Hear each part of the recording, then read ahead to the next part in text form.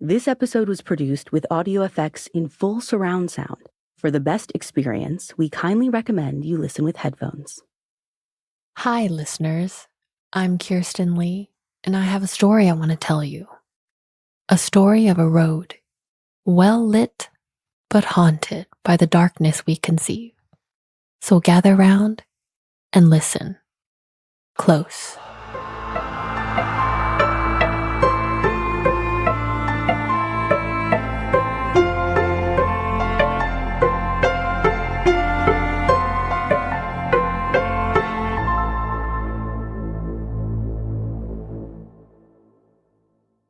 It was just supposed to be a scary story.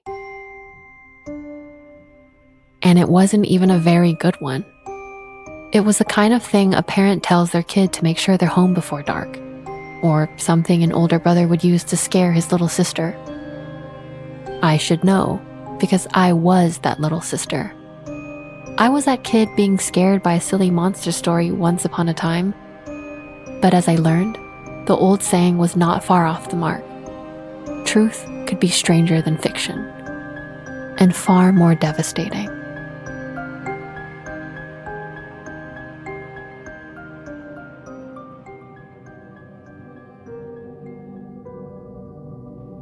It happened the first time when I was 9. My older brother Ryan and I were walking down the street after a day at the local swimming pool. We lived in a run-of-the-mill suburbia in a time when things felt generally safe, like leave doors unlocked safe. Still, my parents weren't entirely lax about supervision.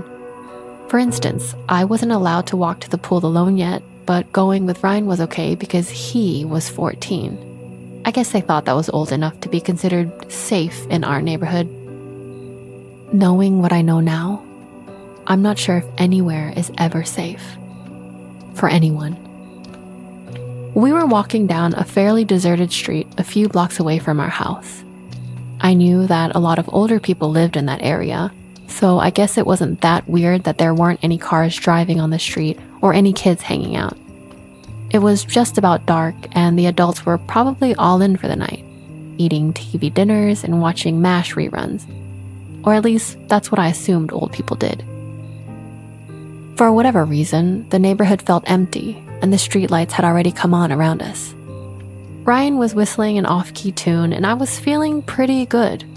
I loved to swim, and it had been a fun day. Everything seemed totally normal until we stepped beneath one of the streetlights, and it turned off in the exact same instant. Ryan and I both looked up, surprised by the coincidental timing. Then Ryan stopped walking and turned to me with a sharp smirk on his face. I hated that smirk because I knew my brother. I knew it meant Ryan was going to try and mess with me somehow. Have I ever told you the story of the light taker? He asked. No, I said shortly. Come on, let's go home.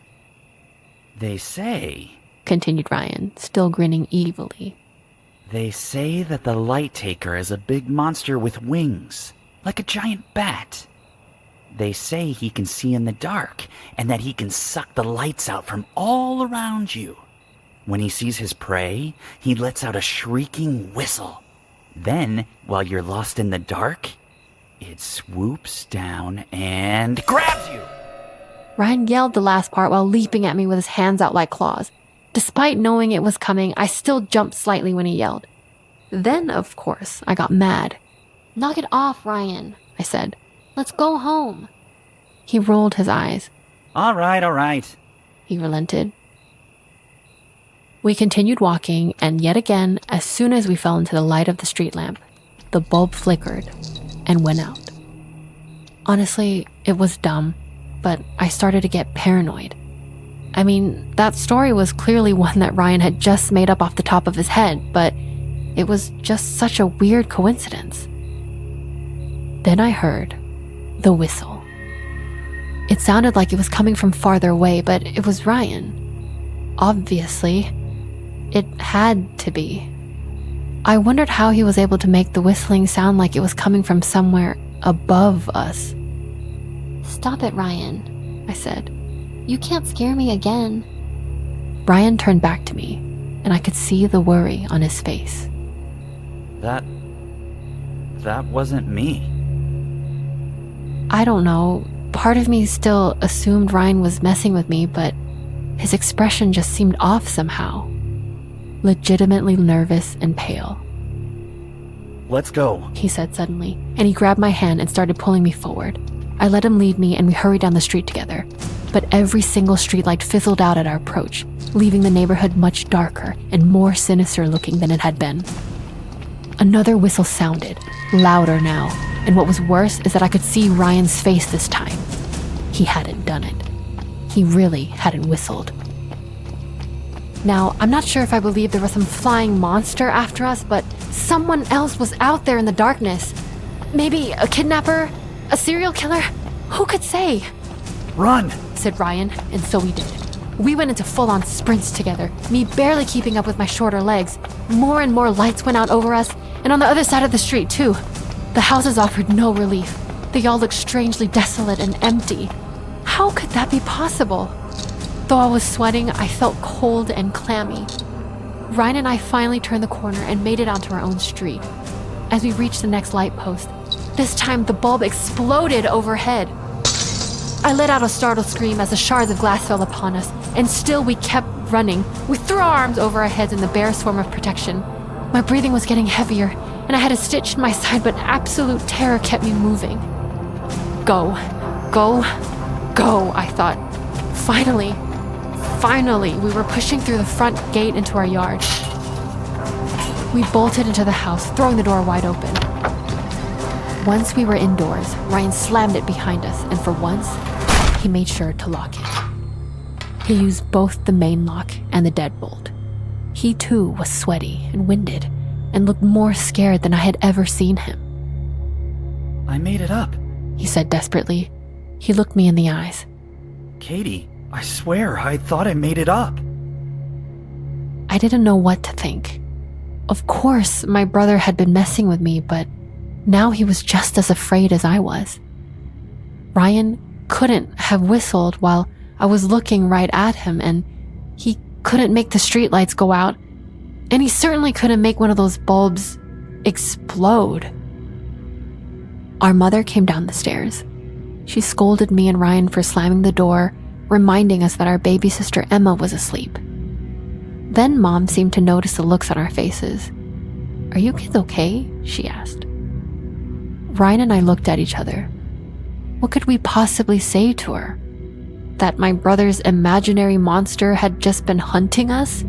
That we were going insane? In the end, Ryan shrugged and tried to look unconcerned. "We're fine, Mom," he said. Then he went up the stairs past her. Later that night, after dinner, I went to find Ryan in his room. He was on his bed, staring blankly up at the ceiling when I let myself in. He didn't even look in my direction. "What do you think it was?" I asked him. I really wanted to talk about it. I wanted my brother to come up with some explanation or just acknowledge the horror of it all with me. But Ryan gave me a hard look. "It was nothing." "What? Something was..." Tried to argue, but he cut me off. "It was nothing, Katie, and we're never talking about it again, okay? Go to bed." I left his room totally hurt, confused, and still scared. It had been years since I was really afraid of the dark.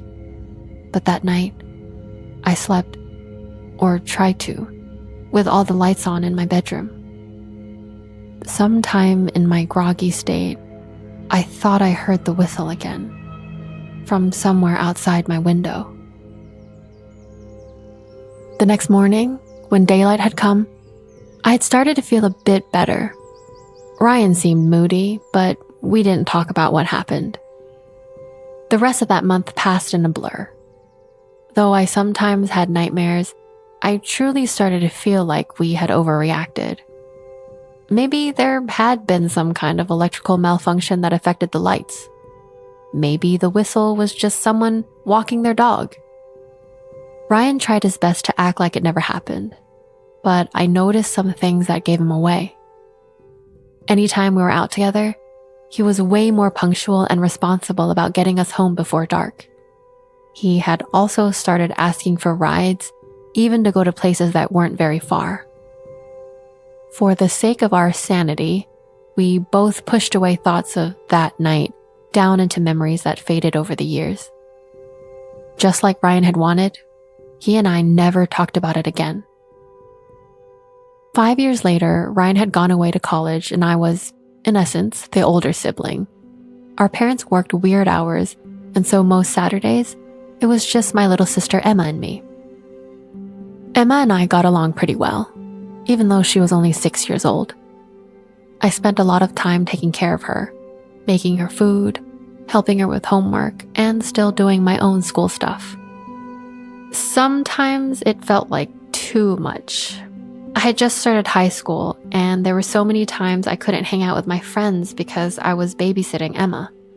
It didn't feel fair. I couldn't really bring myself to complain to my parents, though. I knew we were having issues with money, helping to pay for Ryan's tuition, and they were always so tired after long hours of work. I sucked it up because I loved my parents, and I loved Emma. I also sort of felt like I was paying it forward for all the times Ryan had watched out for me. But on that particular Saturday, I was having a bad day. My friend Shayla had gotten together a group of girls to go out to a nearby lake. Shayla's mom was going to drive them and they were going to spend the day swimming. Even though Shayla said I could come and bring Emma, I knew it wouldn't be much fun if I did. Emma hadn't learned to swim yet, and I would probably spend the whole time in shallow water and making sure she didn't drown. She would inevitably get bored and whiny, and then I'd have to ask Shayla's mom to drive us all the way back to town. Then my friends would be annoyed that their fun day of swimming had been cut short by us. I told Shayla I couldn't go, but I spent most of the morning feeling sulky and annoyed about it. Emma didn't help matters. She cried because we were out of her favorite cereal, and she had to eat oatmeal for breakfast instead. Then she made a fuss when one of her toys broke and didn't give me any peace and quiet about it. When she finally asked if we could go to the park that afternoon, I figured we might as well. I didn't want to be cooped up in the house anymore. We were driving each other crazy. Rivermore Park was one of Emma's absolute favorites. It had a jungle gym with monkey bars and a super long twisty slide.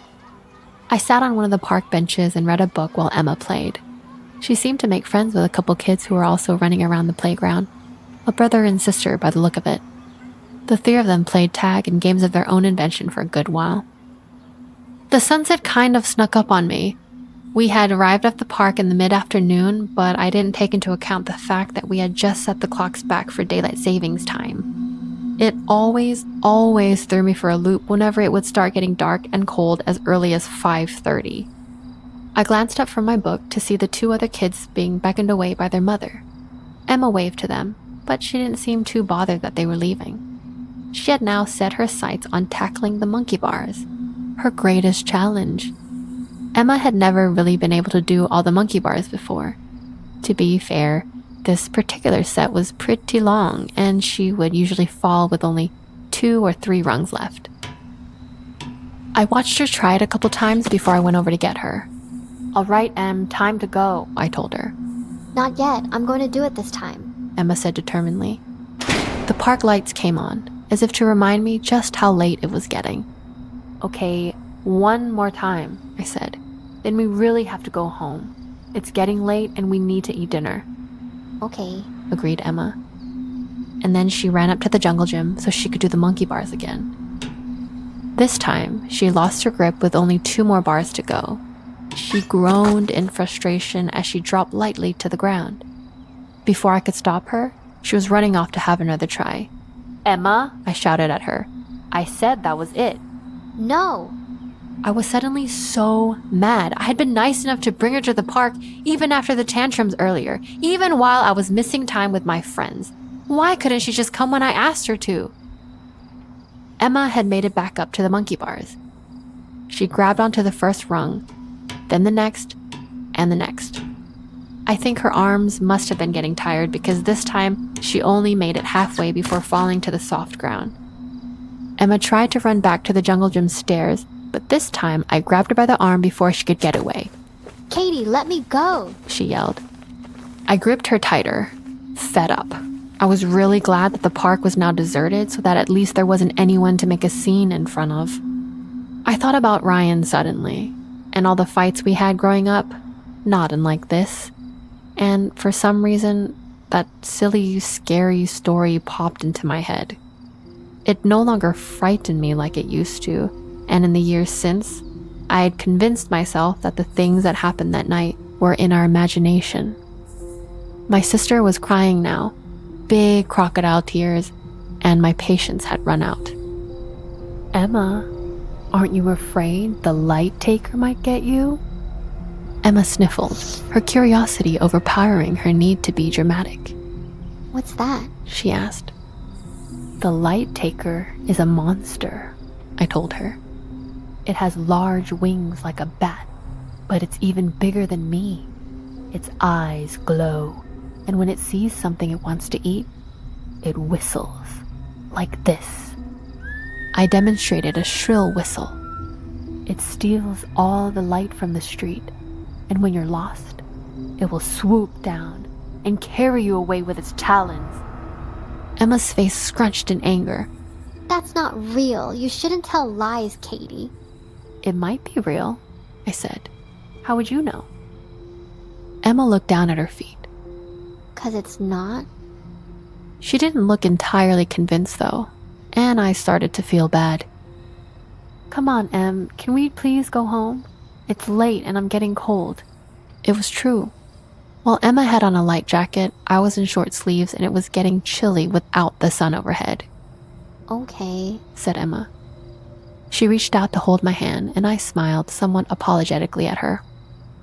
Our house was just a couple blocks away from the park. We crossed the street together, and as soon as we stepped onto the sidewalk, that's when I heard it. A whistle in the wind. Emma heard it too. We both looked around. What was that? Asked Emma nervously. There was no one else outside that we could see. I repressed a shiver. For reasons I couldn't explain, I felt as if I'd made a terrible mistake. Let's go, I told Emma, trying not to let on that I was suddenly afraid. We hurried down the sidewalk, and then when we reached the street light, almost as if I knew what was coming, it flickered out above us. All of a sudden, the memories of that night were vivid again. Running with Ryan, the darkness pressing in on us, something stalking us. How had I forgotten what that was like? Well, I remembered it in that moment. I pulled Emma along by the hand. Run, I told her. She did it without question, terror on her small face to match my own. We ran, and just as I knew they would, the lights started going out as we passed beneath them. First, it was merely the street lamps, but then the house lights all went out as well. A little way in the distance, even the traffic light blinked completely off. I heard the whistle again, and then something else I had never heard before. It sounded like the flapping of giant wings. I turned to look over my shoulder, even as I kept moving. What I saw made my blood turn cold. Something was hovering in the air. It was too dark to make out any details, and I couldn't look for long, but I know I saw it. I know I did. 2 giant orange eyes, like an owl's, but much bigger than any owl I could imagine. The outline seemed vaguely human-shaped, but contorted, monstrous and unreal, with wings. I was too scared to scream. Instead, I used all my will to grab Emma and pull her into my arms. I carried her as I ran, even as she screamed directly into my ear. I knew by the fear in her voice that she had seen it too. In fact, she was looking in that direction, and it was very possible she was staring it right in the face even as I tried to get us away. I considered bolting towards one of the houses, but they all looked sinister without light, and I was too afraid that stopping for even a moment would allow that thing to catch up to us. Instead, I made a direct beeline for our own home. It had worked last time. I no longer cared about sticking to the sidewalk. I began to cut across the road near an intersection. Emma was not a big kid, but I struggled to keep up a good pace with her added weight. The whistle came again, from directly above us. The sound of flapping wings was also louder than ever, like thunder in my ears. Gusts of air slammed into me. I felt something sharp graze my back, and in an effort to get away, I leapt into the street.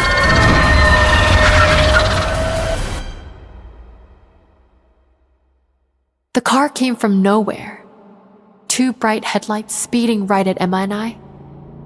I was never sure if the ungodly screeching sound came from the car's brakes or something else. I turned my body awkwardly as the car made impact. I screamed. Emma screamed, and it all mingled together in a crazy racket. Pain shot through me as I was knocked to the ground. Dimly, I was aware that Emma had been thrown out of my grasp. No, Emma, please be okay, I thought, just before my head hit the pavement and I lost consciousness. When I woke up sometime later, my first thought was, the lights are back. Thank God. Although I couldn't for the life of me tell you why. The lights were indeed back though, flashing red and blue lights. A man's shaky voice. There was something else in the street, officer, I'm telling you. It was behind the 2 girls. The crash knocked me out right after, but I swear, I saw orange eyes. Eyes of the devil. A second voice, harsh. How much have you had to drink tonight, Mr. Jensen? I haven't had anything to drink. I was being lifted up on a stretcher, 2 paramedics hovering over me. Hey, she's awake, called out one of them. Thank God. Emma, I mumbled. Where's my sister? The paramedic looked down at me with worry. Your sister? You've been hit by a car, honey. You might be confused. Your sister isn't here. I tried to sit up, but I was strapped down by some kind of brace. But she was here. We both got hit. Where is Emma? I yelled. The panic in my voice seemed to get through to the paramedic. She waved over a police officer to explain the situation. Officer, she says she was with her sister and they both got hit by the car. We did, I said firmly. Where is she? She's only 6 years old. The officer's face hovered over me. He looked worried. What's your name, kid? And what's your sister's name? My name is Katie. Katie Miller. My sister's name is Emma. The officer looked at the paramedic. The driver also said he saw 2 girls before the crash, but we didn't find... He paused and looked me in the eyes for a long moment, then immediately got on his radio. I heard everything he said, calling for a search around the area, saying that everyone needed to look for a little girl with possible injuries who went by the name of Emma. I felt the weight of those words in my stomach. The pain in my body was nothing compared to the nausea and fear, and the words, "Where is Emma?" played over and over again in my head. I closed my eyes, trying to remember everything that I could about the crash. Emma in my arms, the car coming from out of nowhere, the 2 headlights. It was then that another memory washed over me. The image of the headlights became the orange eyes glowing from out of the darkness. The sickening realization hit me as I was being loaded into the ambulance. How much time had elapsed between the car crash and help arriving? How long did Emma and I lay unsheltered in the open street, injured and unprotected? In that moment, I knew what we were. What Emma had been. Easy prey.